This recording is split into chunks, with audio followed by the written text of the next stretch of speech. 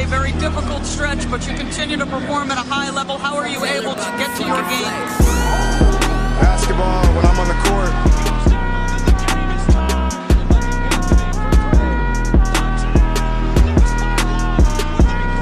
Rebecca, in the future, when you interview me, can you please take off your damn heels? He said, I'll present you, provided you let me wear your heels. We'll save that for later.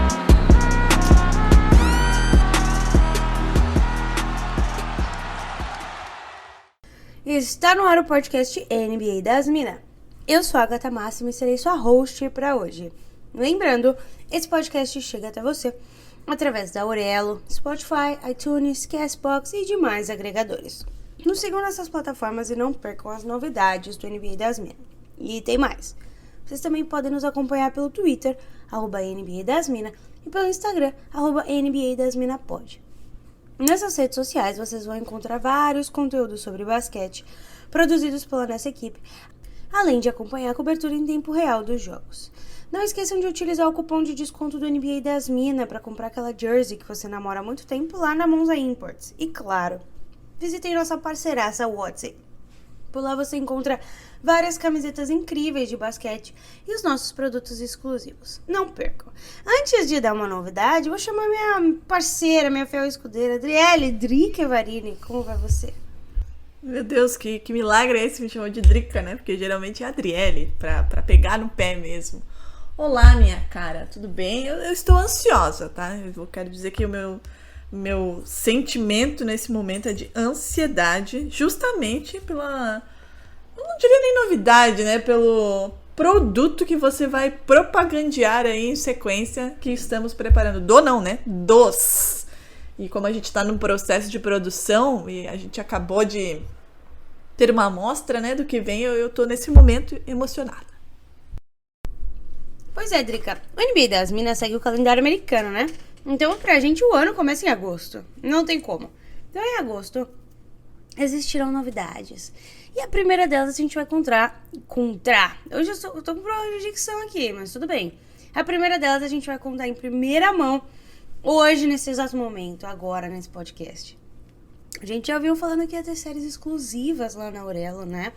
Pra quem não apoia a gente ainda, orelo.cc/NBA das Minas. A partir do dia 2 de agosto, as séries começam a sair. Primeiro episódio, vou dar spoiler.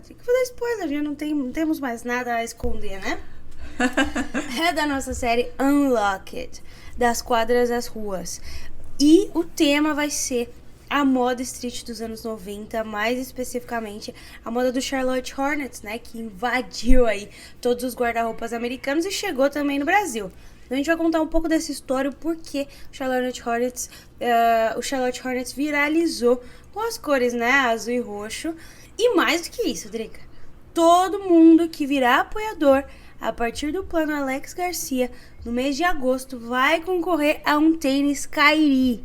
Tá bom pra você ou você quer mais? Tá ótimo. Inclusive, hoje na redação, né, quando a gente recebeu aí também alguns materiais alusivos a esse sorteio, estava eu do lado de minha amiga Juliane Guerreiro. Falei, Juliane, você ainda não é apoiadora, né? O que é um absurdo, né? Convenhamos. Fica aqui o puxão de orelha. Mas eu falei, então tá, não é, mas apoia a partir de agora. Porque se você ganhar o Kyrie, porque assim, ela tem a coragem e a capacidade de cometer o seguinte sacrilégio. Esse tênis feio, olha que absurdo. Mas enfim, como é meu tênis preferido, infelizmente é o do Kyrie, falei, você vai apoiar. E se você ganhar, quem vai ganhar esse tênis? Eu. Porque o meu aniversário está em vias de acontecer no segundo semestre. Então, se ela conseguir ganhar esse sorteio, vem pra mim, né? Então, vou fazer isso com outros amigos também. Fazer todo mundo apoiar e quem ganhar vai ter que me presentear. Eu sugiro que você que está nos ouvindo faça o seu apoio e já aproveita o final de semana que está aí na nossa porta, aquele almoço de família, já fala pra todo mundo, ó, apoia lá, se ganhar, dá pra mim. Use a mesma tática que eu estou usando. Pois é, e esse não é o único sorteio que vai rolar. Todo mês, para os apoiadores, a gente vai sortear prêmios muito legais. E a gente tá começando com um prêmio maravilhoso, né, Drica? Falando em Kyrie, eu comprei pra mim o Keep So Fresh. Ele chega amanhã, eu vou fazer uma inveja pra você, mas se você assinar, você também pode ganhar esse tênis. Ele é um dos incluídos ali no sorteio para que você ainda possa escolher. Além de tudo, além de ganhar um KD, você ainda vai poder escolher entre 3 modelos. Então, se eu fosse você, já acessava aí orelo.cc/NBA das Minas.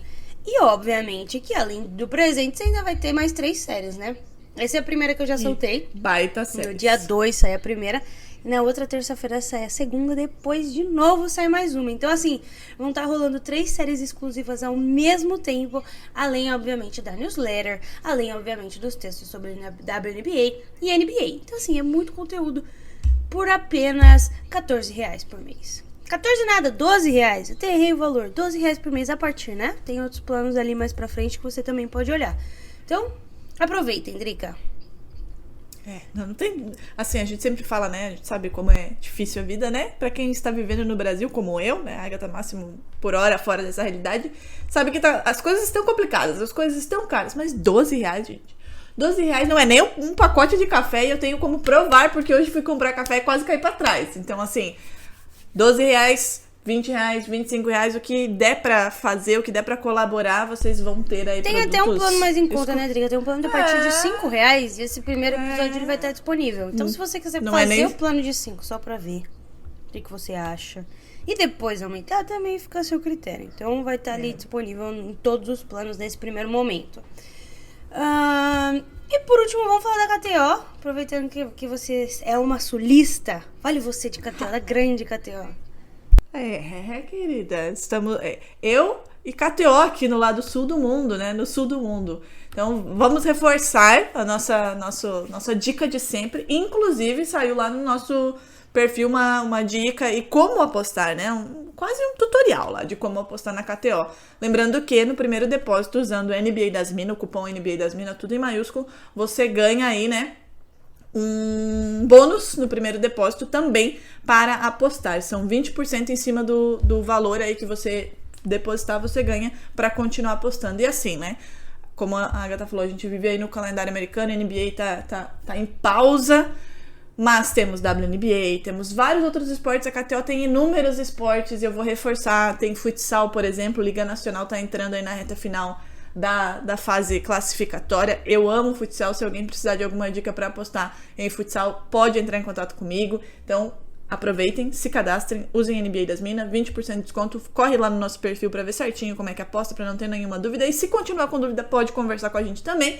E use e abuse, né, da sua sorte. Eu espero que vocês tenham mais sorte do que eu, mas... E também usem as nossas dicas, né, porque tem que ter as duas coisas, sorte e as dicas do NBA das Minas para apostar e ganhar um dinheirinho aí. E quando voltar a NBA, a gente vai continuar com as nossas dicas, né, Agatha, quase que diárias aí, pra apostar na Dona KTO, levar uma graninha, leva a graninha e apoia o NBA das Minas na Aurelo. Olha que coisa linda. Pois é, Adri, hoje a gente vai falar de um movimento cada vez mais raro na NBA, né? A permanência dos jogadores em suas franquias originais, ou ainda o desejo, né, de manutenção por muito tempo em um mesmo time. Eu, que sonhei com o Kevin Durant e acordei com um rato em minha casa, senti que era um sinal, né? Um sinal. Faz muito sentido. Sobre isso. Faz muito sentido. 2 ratos em um período de 30 minutos é um sinal, né? Mas enfim, pra falar um pouquinho desse personagem, a gente vai bater esse papo. Aproveitar que a gente tá na off-season, né? Pode falar de temas um pouco mais aleatórios, eu diria, aos jogos de fato, né? E é um grande momento em que as lealdades são testadas, né? Que o movimento, o caos acontece. Tem gente que não gosta muito desse vai e vem, prefere ficar quietinho no ambiente seguro, no ambiente confortável, né? E nós temos alguns nomes dos passados que são muito famosos por terem um time só. Kobe Bryant, Dirk Nowitzki, Isaiah Thomas, Tim Duncan, David Robinson, Manu Ginóbili, que tá de aniversário hoje, inclusive, né? Magic Johnson, enfim. Colocar aqui os Celtas, né? Larry Bird. Eu achei que você ia parar na pauta justamente no negócio bom, entendeu? Já deixei por último pra dar uma ênfase e ela ia parar. E todos eles foram peças fundamentais de uma franquia só. E aí eu queria até entender, né, Drica? As épocas desses jogadores também significavam muito dinheiro a menos, né? O tamanho que a NBA tem hoje em termos de salário é astronomicamente maior. E essa permanência no passado era muito mais fincada em lealdade, de fato, em desejo de vitória. O que você acha? Era mais ou menos isso? Ou talvez a mudança era um pouco mais difícil, não existia tanto essa cultura dos times grandes, né? Fazerem movimentações para formar Big Trees, Big Teams na realidade, né? Eu acho que é uma junção, na verdade. Eu entendo, por exemplo, né, os de mais lá atrás, Bill Russell, por exemplo, como uma questão mais de lealdade mesmo, né? Não à toa ele esteve lá a vida inteira e continua, né, amando e sendo presença garantida aí em Boston. Mas eu acho que é uma junção das duas coisas. Claro que a facilidade para fazer essas movimentações, para trabalhar em contratos e em condições poderia ser um chamariz para que esses caras aí que você citou pudessem fazer essas trocas. Mas eu também entendo esses caras especificamente que a gente citou aqui como caras de uma personalidade que também foi marcada para que eles continuassem a vida toda aí onde eles estivessem.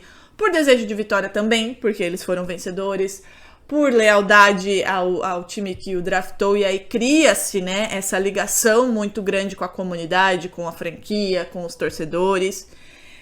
E também eu acho que um ponto muito importante é o desejo de deixar um legado naquela franquia, né, de fazer história, né? A gente tá falando aqui de jogadores de um time só, então jogadores com camisa aposentada, com camisas utilizadas hoje ainda, enfim, eu acho que é essa junção de coisas, né? Querer vencer por aquela franquia, querer fazer história, marcar de fato, né, o seu nome naquela franquia, e também, né, a maneira com que os contratos e as movimentações eram feitas nessas épocas, porque são de várias épocas, propiciava que, beleza, eu tô aqui, vou continuar aqui, não vale a pena sair daqui, tô ganhando meu dinheiro, que a época, né, era bastante, mas se a gente comparar com hoje, enfim, não dá nem pra comparar, na verdade.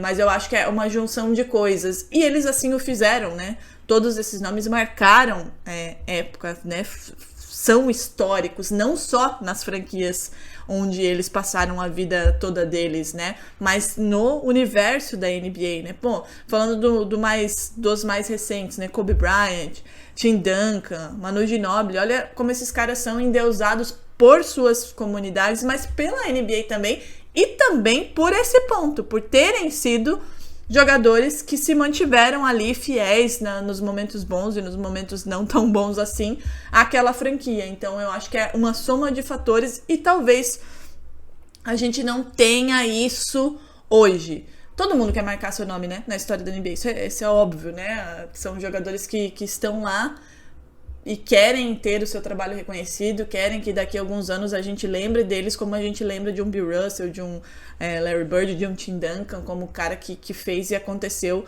na sua franquia, nem sempre vencendo títulos, mas que mexeu com as estruturas da franquia e com as emoções da torcida. Todo mundo quer isso. Mas hoje em dia, a gente vai falar depois, eu não vejo em muitos jogadores, em alguns sim, mas não vejo esse desejo de ficar e de abdicar de outras coisas como contratos, como dinheiro, em detrimento a fazer história ali, aquela comunidade, para aqueles torcedores, com aquela camisa. Então acho que é uma junção de coisas aí que tornam esse seleto grupo que a gente acabou de falar diferente. É isso, né, Drica? Esse início dos primórdios fizeram muitas lendas, né? Esse início, ele construiu uma mistificação também ao redor da NBA, né? Dessas lendas que ficaram no mesmo time. E, enfim, isso é muito bacana, de certa forma, porque é muito também do que fez a NBA ser o que a NBA é hoje. Mas, atualmente, a gente tá falando aí de milhares e mais milhares de dólares, milhões e milhões, né? Contratos extensos e muito dinheiro. Dos jogadores que mais atuaram para uma equipe atualmente, nós temos campeões, jogadores que brigam todos os anos e já bateram na trave ou perto dela, e os que não chegaram a lugar nenhum. Damian Lillard. Os motivos para a permanência desconhecidos, né? Mas Alfinetada. temos nossa... Eu não falei nada? Acho que deu um problema aqui no microfone, Luca. Não sei. Mas a gente tem nossas desconfianças, né? Contratos milionários, chances de vitórias com projetos sólidos ou, de fato, as vitórias que se acumulam, né? Vamos aí aos nomes. Começando por Joel Embiid. Ele foi draftado pelo Sixers em 2014. Ele perdeu as 3 primeiras temporadas por lesão no pé, né? E não tem título e também não tem final de conferência. O que dizer do Embiidão da Massa, que inclusive poderia ter sido o MVP dessa temporada, né? Exato, né? Poderia, se não fosse um certo Nikola Jokic, né? Pra mim é inquestionável. E pra você também, que eu sei, né? Seu preferido era o Jokic. Cara, assim, ó, o Embiid, embora eu não goste dele, e isso é de conhecimento notório para quem de fato me conhece, não gosto dele, mas eu não vejo ele como um cara. Eu vejo ele como um cara que quer fazer alguma coisa ali, entendeu? Quer fazer o processo dar certo. Ainda mais que ele foi lá com ele, com o Ben Simmons, que começou essa história aí do processo, e o processo ruiu e continua ruindo, mas ele quer fazer esse time chegar numa final de NBA, assim, né? O dinheiro conta? Óbvio que conta, mas eu acho que ele não sai do Sixers, e também a gente sequer houve rumores, né, de uma possível saída do Embiid, e talvez a gente não ouça justamente porque ele passa essa imagem de que quer vencer pelos Sixers. Eu acho que, claro, de novo, dinheiro, obviamente, porque eu acho que hoje tudo gira em torno disso, mas existe ali uma lealdade, pelo menos até um certo ponto, pelo menos até que o Sixers consiga vencer. E no caso do Sixers, no caso do Embiid, diferente de outros casos que a gente vai citar depois, por mais que o processo não tenha se constituído da maneira com que eles imaginavam que pudesse acontecer, o Sixers tem qualidade, né? Sempre começa a temporada como um time que a gente olha e fala, não, acho que esse ano vamos chegar um pouco mais longe, né? Chega nos playoffs, dá ruim, mas existe alguma coisa ali que o Embiid pode olhar e pensar, pode dar bom, sabe? E agora ele tem o James Harden, né? Não sei se isso é exatamente uma coisa boa, mas enfim.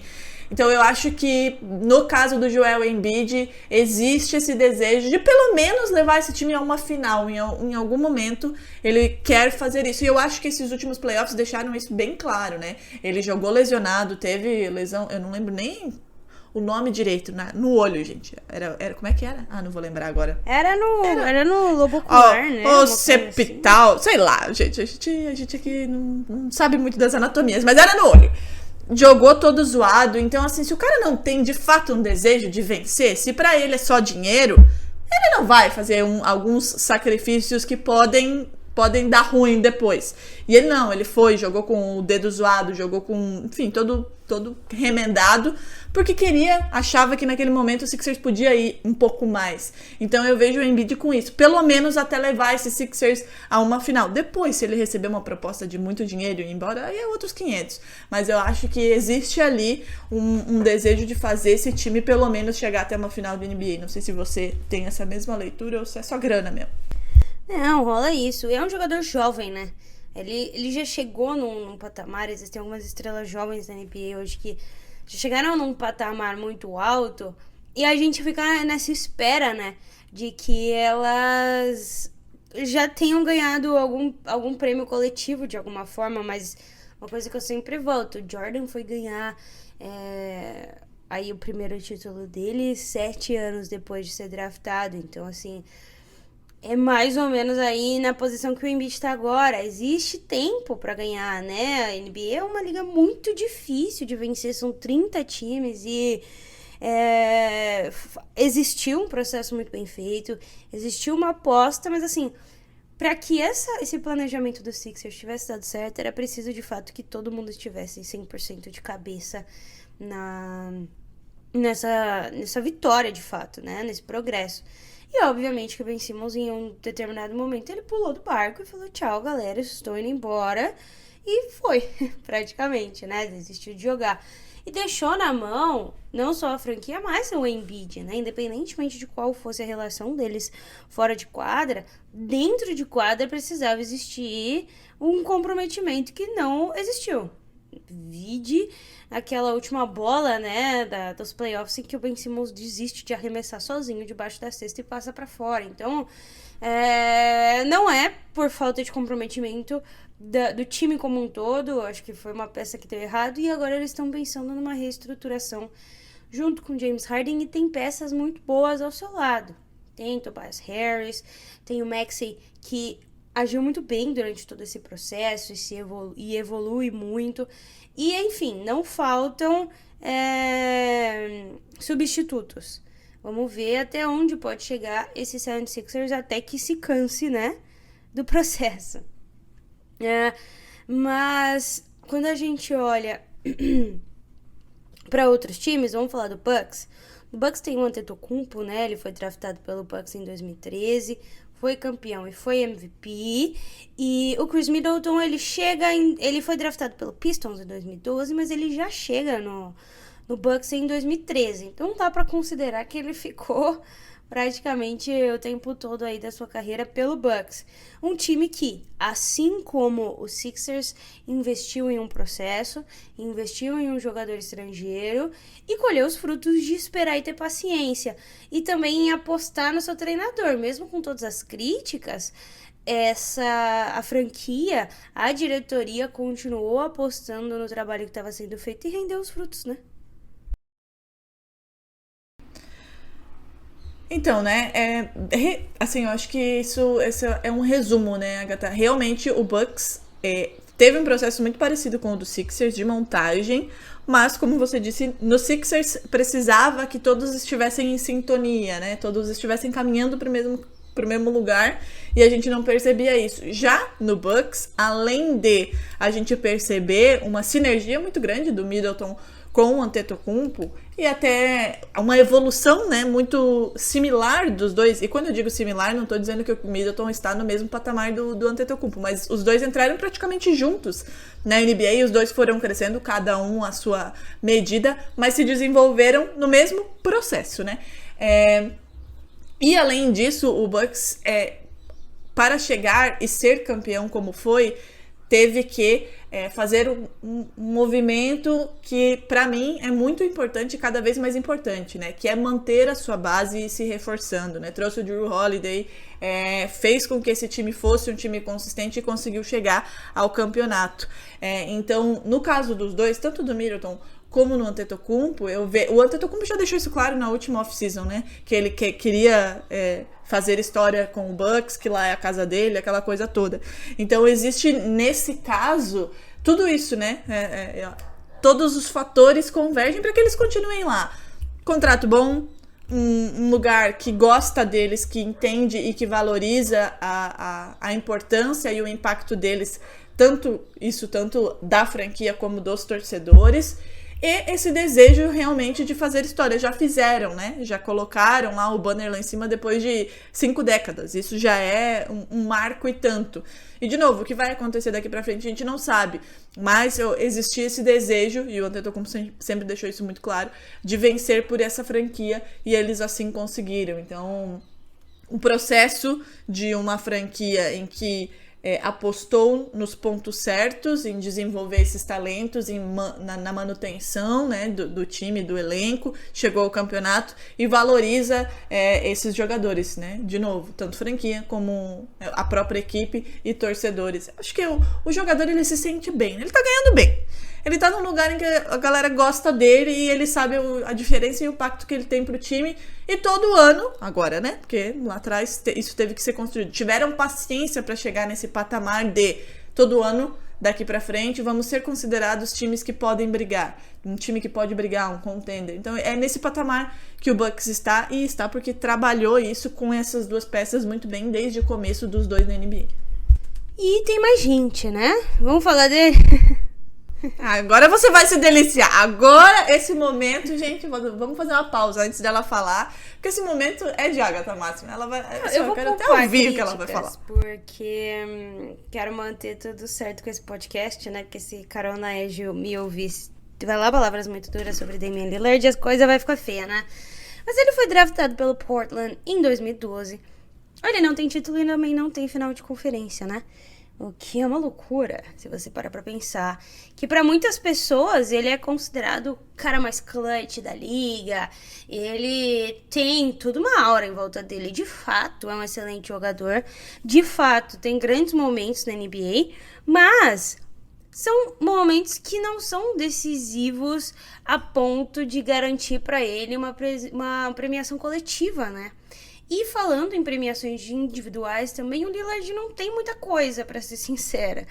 É um jogador que falta chegar, pelo menos numa final de conferência. Tem talento pra isso daí eu sei. Mas o que me irrita é a forma como ele capitaliza os bons momentos que ele teve, né? Especialmente, óbvio, que eu vou ter que falar, né? Do Paul George, aquela cesta contra o Paul George.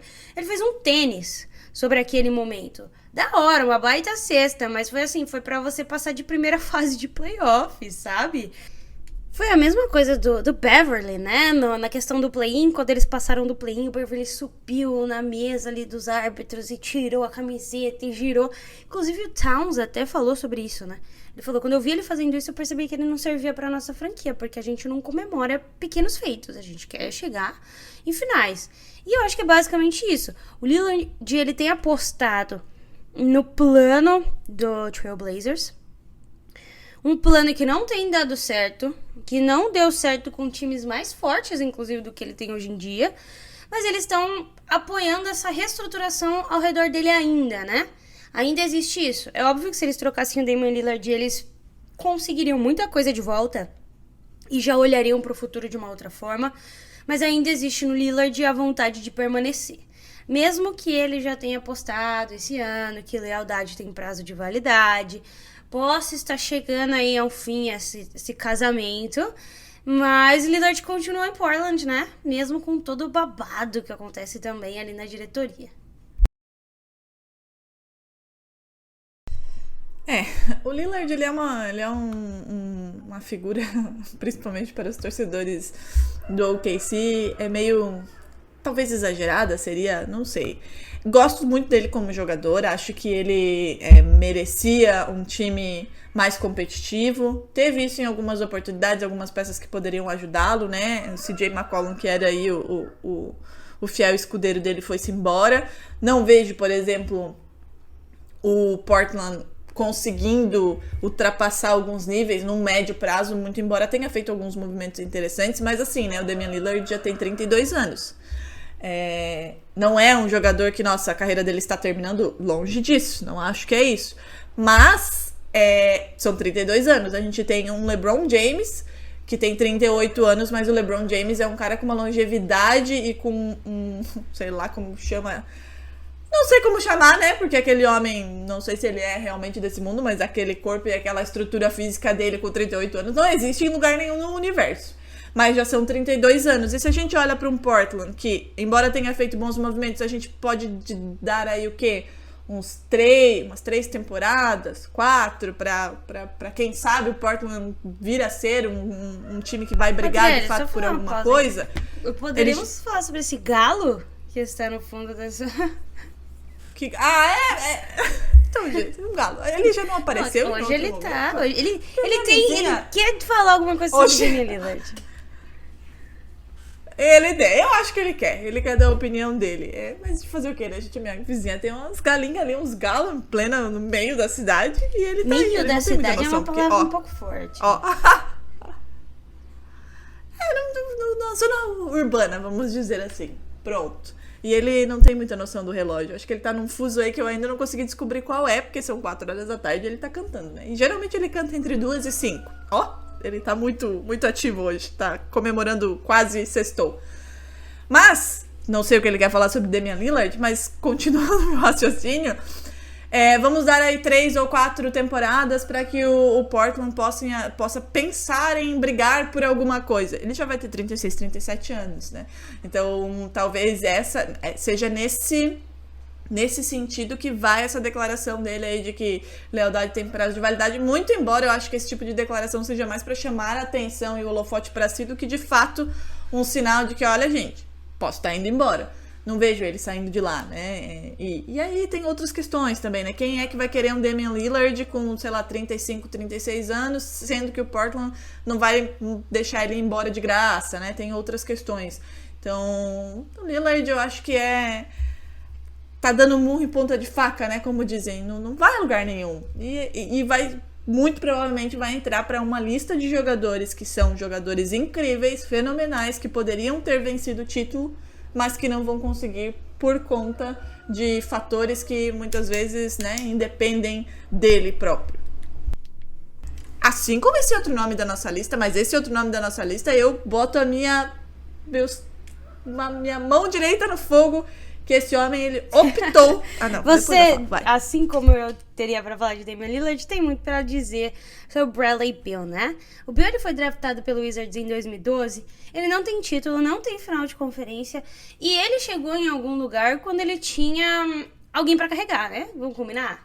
É um cara muito bom, é um baita scorer, mas falta bastante no jogo dele hoje, no sentido de ser um verdadeiro líder, né? O Westbrook ficou no Wizards um período de tempo bem curto e conseguiu fazer esse Wizards chegar no play-in, no playoff, através dos outros jogadores, porque ele melhorou todo mundo ali, né? Ele teve uma média em um determinado período aí de 16 rebotes, 16 assistências além dos pontos e, enfim, conseguiu fazer com que esse Wizards chegasse em algum lugar. O Beal teve bons anos com o Joe Wall, naquela época que existia o Marcin Gortat ainda nesse time do Wizards, né? Um time que sempre chegava ali em quarto, quinta colocação. Mas depois que o John Wall se machuca e sai, o Wizards não conseguiu ainda se encontrar. Fez trocas interessantes, agora tem Kyle Kuzma, tem alguns outros jogadores, mas o Bradley Beal, de fato, hoje é um jogador que tem um baita contrato, ainda tem a cláusula de no trade e, enfim, não ganhou nada para justificar todo esse dinheiro, eu diria, né? E, assim, obviamente que é uma questão de franquias pequenas tendem a pagar mais para seus jogadores mais importantes, mas o quão importante para o Wizards é Bradley Beal, Trica? Cara, essa última extensão, né, que a gente inclusive discutiu aqui, né, no episódio que a gente recebeu o André pra falar dos contratos e tudo mais, esse último contrato dele, com essas cláusulas que a gente não vê todo dia e vê muito pouco na história da NBA, inclusive com esse dinheiro todo, pra mim deixa bem claro que o Bradley Beal, ele abdicou de ser campeão. Ele não quer dinheiro e é isso aí, tá tudo bem pra ele, até porque faz filho à torta e à direita, precisa de muito dinheiro mesmo. E o Washington Wizards também não tem um médio prazo, porque quem é que vai assumir esse contrato do Bradley Beal? Ninguém. Primeiro que ele não pode ser trocado, a não ser que ele queira. Segundo que é um contrato absurdo. Quem é que vai ter como absorver isso, apesar de, concordo com você, Agatha, ele é um baita jogador, ele é um baita scorer, enfim. Já houve um tempo em que eu queria ele no Celtics, esse tempo passou. Mas existem muitos percalços aí pra tirar o Beal hoje do Wizards. E o Bradley Beal tem 29 anos. De novo, vamos voltar, né? 29 anos, 5 anos de contrato. Ele vai terminar esse contrato com 34. Como é que ele vai estar com 34 anos? Ele passou por uma lesão grave, né? Com 34 anos, quem é que vai dar muito dinheiro pro Bradley Beal? Ele vai aceitar? O Wizard vai dar mais? Então, assim, esse último contrato dele, eu acho que deixou pra mim, a impressão que passa para mim é que ele optou por, beleza, eu vou passar pela NBA, sou um jogador bom, todo mundo sabe que eu sou bom, mas se eu não ganhar o título, tá tudo bem, eu vou ganhar uma grana fodida aqui e é isso. E pro Wizards eu não vou conseguir, tá muito difícil, tá todo mundo muito forte, eu não tenho como montar um time pra bater de frente com essa galera, vou manter aqui esse cara que é bom, traz gente, traz torcida, me traz marketing, me traz dinheiro e tá bom, por enquanto é isso. Essa é a impressão que eu tenho nesse último contrato do Beal. Uma pena. Eu acho que o Bradley Beal poderia, assim como o Damian Lillard, em uma outra equipe com companheiros que os ajudassem mais, talvez com uma outra organização e um outro pensamento de cultura na franquia, poderia talvez ser um jogador mais vitorioso ou que pudesse chegar mais longe do que esse Wizards já foi, e pra mim não vai a lugar nenhum. Pois é, você colocou aqui, né? Você não ia deixar passar, né? Pra gente falar A gente fala dele. Jamais! Marcus Smart, draftado pelo Celtics em 2014, Ai. na de conferência e final da NBA, né? Aí, pra fazer a diferença dos últimos mencionados. Um jogador interessantíssimo que sempre tá envolvido em discussões de troca, né, Drica? Esse é um ponto importante pra gente mencionar. Porque, assim, eu acho que isso também demonstra o valor que ele tem na NBA, né? Se falar do Marcus Smart sempre sendo uma moeda de troca, significa que ele é um baita asset pra qualquer time, né? Assim como Jaylen Brown nessa tempestade pela qual passa Kevin Durant. E ele vai atracar em algum porto, né? E o porto de Boston parece muito mais próximo do que todos os outros nesse exato momento. Mas vai rolar a troca de mercadoria, né? E eu queria entender de você como será a sua vida sem Marcus Smart caso isso aconteça. Não existe, não existe esse cenário. Assim, né, eu concordo com você que, eu esqueci, olha só, eu esqueci de mencionar aqui o prêmio dele de defensor do ano, meu Deus do céu, por que fiz isso? Desculpa, Marcus Smart Universo. Eu concordo com você que quando o nome de Marcus Smart e Jaylen Brown sempre, e isso é todo ano, né? É impressionante, toda off-season o nome deles vem à tona como possível moeda de troca por algum outro astro, né? Por alguma outra estrela. Se a gente olha por esse viés, de fato, os caras podem ser uma moeda de troca muito importante. Por outro lado, sempre fica aquela coisa, porra, será que o Celtics não está me valorizando e eu sou tão descartável assim que toda hora eu sou colocado em moeda de troca? Mas a gente sabe como as coisas funcionam na NBA também, não necessariamente o Boston tem oferecido, ou olha, ele tá aqui, eu quero trocar ele, e sim, pode vir isso do outro lado, a gente sabe muito bem como isso funciona, né? Mas Marcus Smart está aí há 8 anos, né? 8 anos no Celtics, fez parte de uma reconstrução desse Celtics, né? Depois de anos tenebrosos aí, depois daquela final em 2010, e pra mim ele é a base do time, né? Por mais que a gente tenha a dupla JJ como as estrelas, a base, a liderança, e quando a gente fala que ele é a alma do Celtics, né, todo mundo fala, não é alma coisa nenhuma, eu tenho vontade de dar um soco na cara. Essa questão da paixão dele pela franquia, e ele sempre deixa isso muito evidente, né? Ele nunca escondeu isso, como ele gosta da franquia, como ele gosta de Boston, como ele gosta dos companheiros dele. O Tatum deu uma declaração nessa semana, perguntado, né, sobre esses rumores de troca e tudo mais, ele que jogou com o Durant, treina com o Durant no verão. Obviamente que ele não ia dar uma resposta incisiva, porque vai que o Brad Stevens faz merda, né? Mas ele deixou muito claro que ele gosta do time do jeito que ele é e gosta dos companheiros dele. E eu vejo isso no Celtics, e eu vejo isso muito no Smart, né? Embora a gente tenha visto várias vezes ele xingar, brigar, jogar coisa no vestiário, e às vezes isso é importante, ele realmente gosta do time. Então, e é parte fundamental dessa construção que a gente teve nesses últimos anos para chegar nesse ponto que a gente tem hoje. E vou relembrar o que disse Álvaro José no último episódio: esse time é muito forte e continuará sendo por muito tempo, porque construiu ele dessa maneira e trouxe peças importantes para que assim ficasse.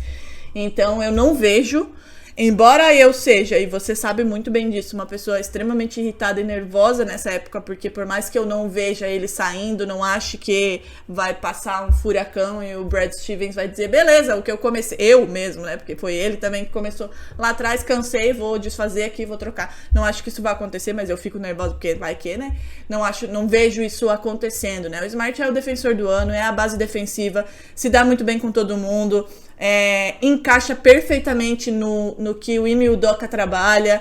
Então, sinceramente, não vejo ele saindo do Celtics. E um desejo, de novo, para quem me conhece, é que ele continue, fique, aposente a sua camisa ali, porque pra mim ele é muito importante em diversos pontos da quadra e fora dela. Eu sempre defendi e vou continuar defendendo que o Marcus Smart é fundamental pra gente ter o time que a gente tem hoje, que chegou numa final de NBA, que conseguiu, né? Todo mundo que tava lá chegou na sua primeira final de NBA contra um time como o Warriors, que a gente vai falar já.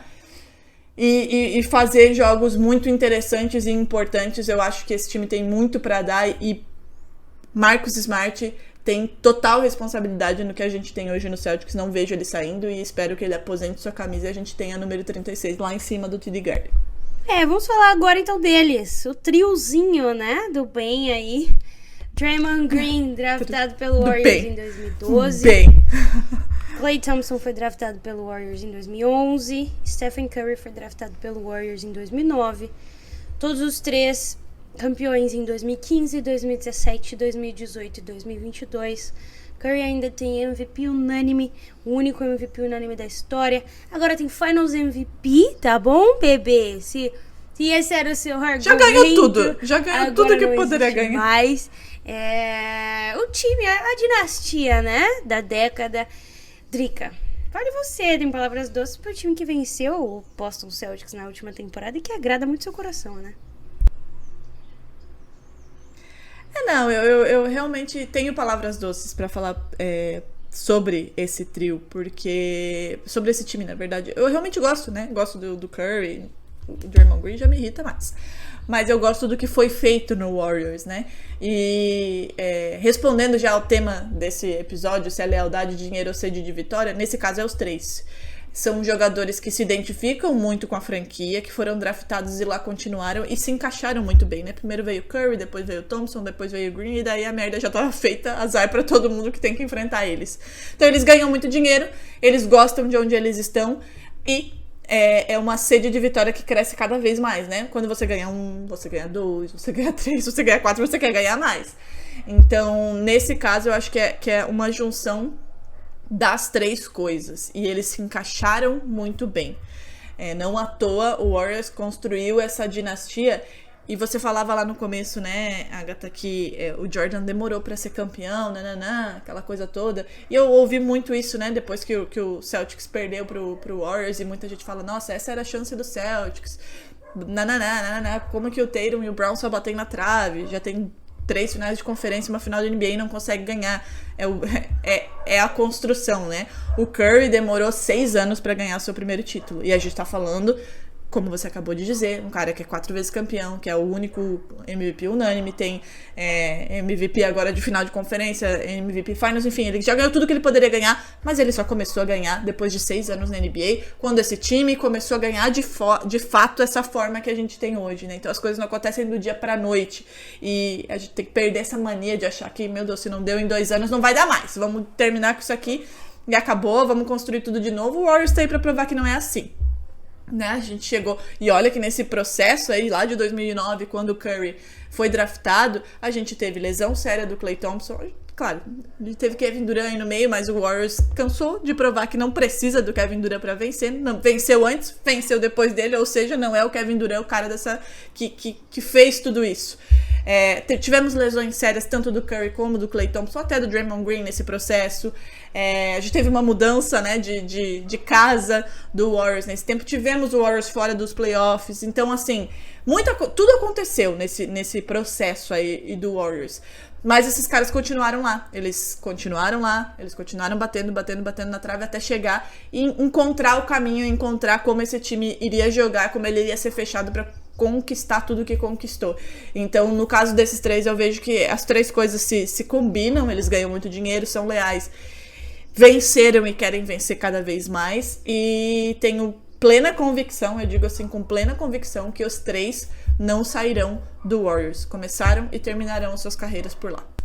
Isso, né? Existem muitos outros jogadores que estão com seus times iniciais e devem permanecer assim por muito tempo, mas esses são os mais longevos, né? Tirando alguns dinossauros que ainda permanecem na NBA, mas esses aí são os mais famosos, né? Mas, bom, é isso, né, Drake? O episódio dessa semana é um pouco mais curto, porque semana que vem vocês serão agraciados com muitos outros episódios também. E queria deixar o recado de que a WNBA tá chegando na reta final e a ESPN vai televisionar vários jogos em português. Também tem o League Pass e já tem playoffs, então assim, basquete não acabou. E já tá de volta a NBA, né? Enquanto isso, fiquem com a NBA das Minas e não esqueçam de acessar o Orelo. Drica, recados finais, um beijo pra você. É isso, acessem o Orelo, façam lá seu planinho, não se esqueçam, porque vem muita coisa boa por aí, não é só sorteio, é produção de conteúdo que a gente tá tentando caprichar o máximo possível para vocês, então acessem, escolham seu plano, não esqueçam da KTO, apostem, ganhem dinheiro, pelo amor de Deus, e é isso, até semana que... outro recadinho, né? Quem está ouvindo esse e não ouviu o último podcast, volta um pouquinho e ouve, porque é uma aula e tanto, não canso de dizer e de divulgar. Álvaro José é incrível, então não deixem de escutar o último podcast. E é isso, até semana que vem com muita coisa boa e esses episódios de sempre, né, Agatha? Um beijo.